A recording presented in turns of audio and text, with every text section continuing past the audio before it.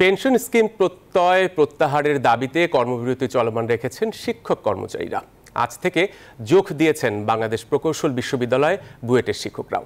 অচিরেই এই সমস্যার সমাধান হবে বলে জানিয়েছেন আওয়ামী লীগের সাধারণ সম্পাদক ওবায়দুল কাদের। তবে পেনশন স্কিম এবং কোটা বাতিলের আন্দোলনে বিএনপির সমর্থনের কঠোর সমালোচনা করেন তিনি।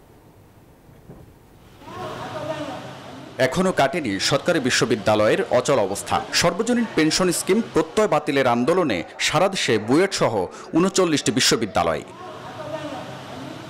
চলতি সপ্তাহেই শিক্ষকদের সঙ্গে সেতুমন্ত্রী ওবায়দুল কাদের এবং শিক্ষামন্ত্রী মুহিবুল হাসান চৌধুরী বৈঠকে বসবেন বলে আশা করছেন বাংলাদেশ বিশ্ববিদ্যালয় শিক্ষক সমিতি ফেডারেশনের মহাসচিব ও ঢাবি শিক্ষক সমিতির সভাপতি অধ্যাপক নিজামুল হক ভুইয়া।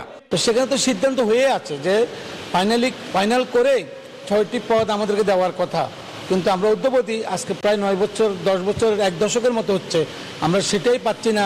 মানে আমার বাধাটা কোথায়, এটাই আমাদের প্রশ্ন।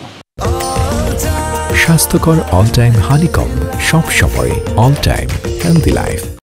খুব শিগগিরই শিক্ষক এবং শিক্ষার্থী দুই পক্ষের সমস্যার সমাধান হবে বলে জানালেন ওবায়দুল কাদের। শিক্ষার্থীরা যে বিষয় আন্দোলন করছে, এই সিদ্ধান্ত সরকারেরই ছিল, চলমান। আমরা তো এই সিদ্ধান্ত দিয়েছে আদালত।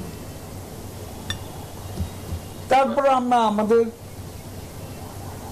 দেশের ব্যাপার, শিক্ষা প্রতিষ্ঠান, আমরা পরিস্থিতি পর্যবেক্ষণ করছি। তবে সময় মতো সমাধান।